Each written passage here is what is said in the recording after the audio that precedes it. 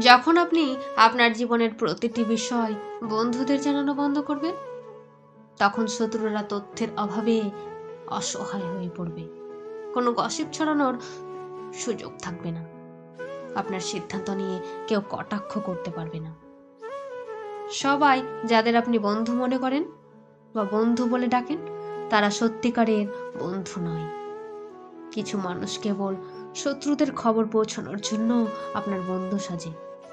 আপনি কাকে বন্ধু মনে করবেন সে বিষয়ে সতর্ক থাকুন, কারণ পৃথিবীর সবচাইতে জঘন্য ও বিপজ্জনক শত্রুদের মধ্যে একজন হলো সেই ব্যক্তি যে বন্ধু সেজে আপনার আস্থা অর্জন করে। গোপনীয়তাই আপনার শক্তি। মানুষ যা জানে না তারা নষ্ট করতে পারবে না।